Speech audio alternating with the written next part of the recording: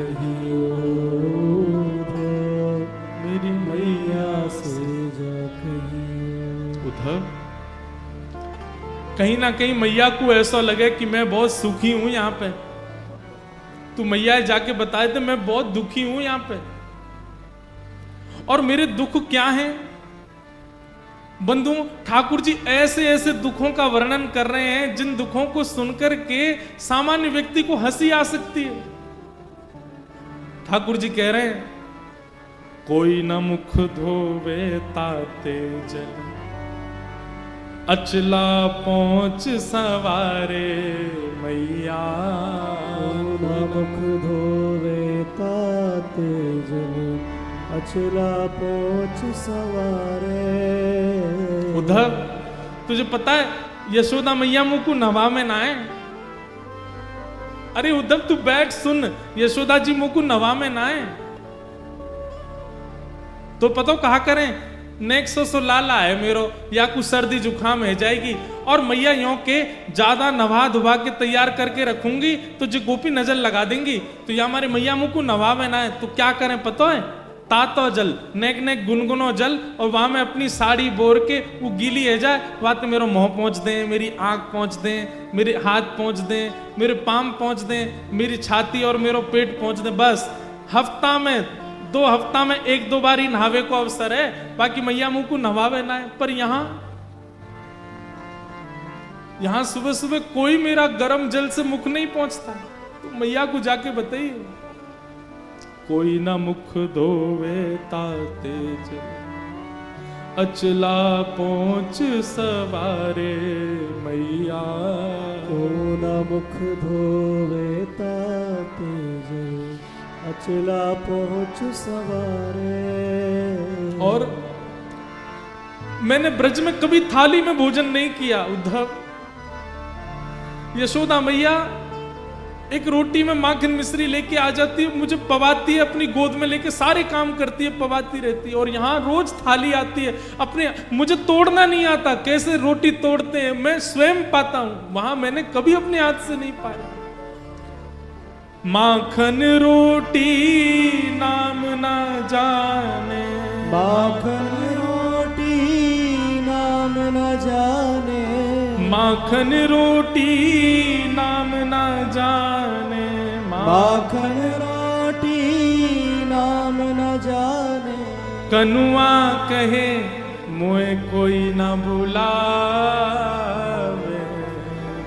मेरी मैया से जा कहियो, तो मैया से जा कहियो। और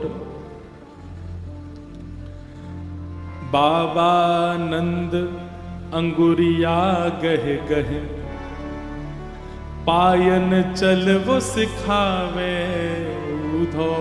बाबा नंद अंगुरिया गहे गहे, पायन चलनो सिखावे। नंद बाबा मेरी उंगली पकड़ के, मैं 8 वर्ष को 9 वर्ष को है गो उद्धव, तब भी नंद बाबा ने कभी भी बिना उंगली पकड़वाए मुंह को कहीं लेके नहीं गए। मैं कहता बाबा अब तो मैं बड़ो है गो, अब तो मैं खुद चल सकूं, तब भी कहते लाला तेरे पता तू छोटा ही है, तू खो जाएगा, मेरी उंगली पकड़ ले। और मैं बाबा की उंगली पकड़ के ही गए उस सब जगह। आज मुझे याद आवे मैं अकेलो घूमू, मेरी उंगली कोई अपनी उंगली ना देवे। बाबा नंद अंगुरिया गहे गहे, पायन चल वो सिखावे उधो। बाबा नंद अंगुरिया गहे गहे, पायन चलनो सिखावे। और थोड़ी देर उंगली पकड़ के चलवाने के बाद बाबा को ऐसा लगता मैं थक गया हूं, तो तुरंत 8 वर्ष को इतना बड़ो भी मुझे गोद में उठा लेते। मैं कहता बाबा अरे मैं चल लूंगा ना, लाला तू थक गो, तेरे पाम थक गए होंगे। थाको जान कन्हैया मेरो, थाको जान कन्हैया मेरो, गोद उठा हृदय सो लगा, मेरी मैया से जा कहियो, मैया से कहियो। वास्तव में उद्धव, यशोदा मैया को तो मेरे अंक का सुख मिलता, मैं मैया से लिपट के सोता हूं, लेकिन नंद बाबा थोड़ा संकोच करते हैं, इसलिए वो जबरदस्ती ये बहाना करते हैं, अरे लाला तू थक गए होगा, चल मेरी गोद में आ जा। इसी बहाने मुझे गोद में लेते समय अपने अंक से भर लेते।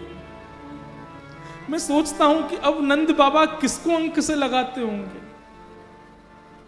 वो कैसे रह रहे होंगे ब्रज में। उद्धव तू जाके देख करके आ।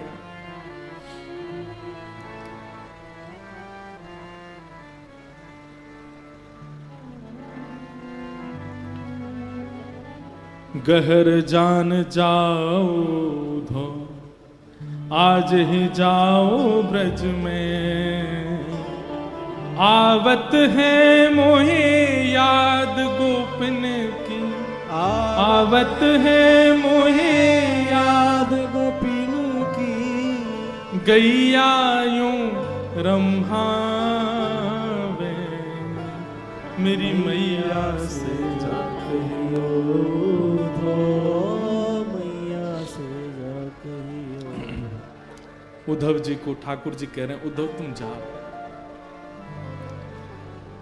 उद्धव जी महाराज ठाकुर जी के आंसू पहुंच रहे हैं और थोड़ा व्यंग में बोल रहे हैं, ये सब आप कैसी बातें कर रहे हैं ठाकुर जी। मुझे लगता है ये ब्रजवासियों को समझाना पहले जरूरी है। अगर ब्रजवासी रोना धोना बंद कर देंगे तो आप शांत हो जाओगे। ठाकुर जी बोले, अगर वे रोना बंद कर देंगे, वो मोह याद करना बंद कर देंगे, तो मैं तुमको वचन दे रहा हूं, मैं ठीक है जाऊंगा। मुंह को रोनो ज्यादा यही मारे आ रहा हो, मुंह को रोज हिचकी आमे या को मतलब है ये ब्रजवासी मुंह को याद करें। उद्धव जी बोले, फिर तो आपने सही व्यक्ति को चुना है।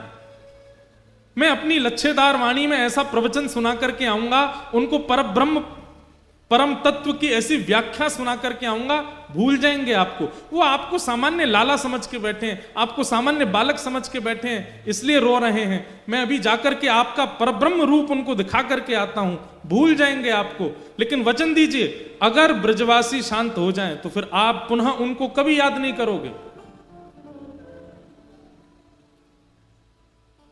ठाकुर जी बोले, तू जा तो ब्रज।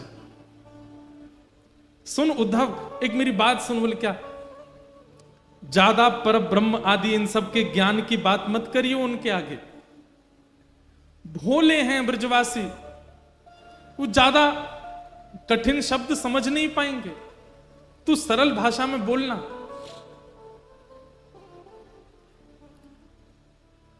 उद्धव बोला, आप मुझे मत समझाइए, मैं अपने स्तर पर देख लूंगा, जाता हूं, शाम तक लौट के आता हूं। ठाकुर जी लेकर के जा। हाँ उद्धव तू चला जा, और ये मैंने पत्र लिखा है, ये दे देना उनको। उद्धव जी ने पत्र ले लिया। जैसे ही उद्धव जी रथ पर चढ़ने लगे, भगवान एक मिनट रुक, इधर आ, नीचे आ। उद्धव जी नीचे आए। ठाकुर जी ने अपना मोर पिछ निकाल करके उद्धव के मुकुट में लगा दिया और अपनी काली कमली उतार करके उद्धव के गले में डाल दी। अब जा। उद्धव बोले, इसका क्या अभिप्राय? बोले, इससे उनको संकेत हो जाएगा कि तू, मैंने तुझको भेजा तो तेरी बात सुनेंगे भी और करेंगे भी। इनके बिना जाएगा तो तुझे पूछेंगे नहीं, वो तू जा। और उद्धव जी मोर पिछ ठाकुर जी की तरह धारण करके, ठाकुर जी की तरह काली कमली ओढ़ करके उसी रथ में बैठ करके जा रहे हैं जिससे रथ से ठाकुर जी आज से सालों पहले लौट करके आए थे।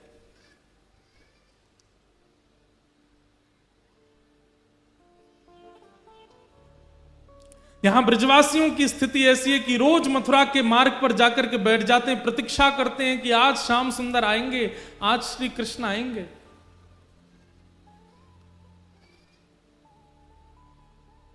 वर्षों हो गए, आज तक कृष्ण नहीं आए। आज भी रोज की तरह ब्रजवासी आकर के बैठे हैं और तभी देखते हैं कि एक रथ वृंदावन की ओर आ रहा है। और जैसे ही उस रथ को देखते हैं, मधुमंगल श्रीदामा तन सुखा मन सुखा धन सुखा सुबल तोक भगवान के सब सखा अरे कन्हैया आ गयो, कन्हैया आ गयो, कन्हैया आ गयो की टेर लगा देते हैं। एक ब्रजवासी दौड़ करके वृंदावन की ओर भागता है और सब घरों में जाकर के हल्ला करता, अरे सबरे बाहर आ जाओ, कन्हैया आ गयो, हमारो गोपाल आ गयो, परसों की कह के गयो, भले ही बरसों बाद आयो लेकिन आ गयो। और जैसे ही उसने ये हल्ला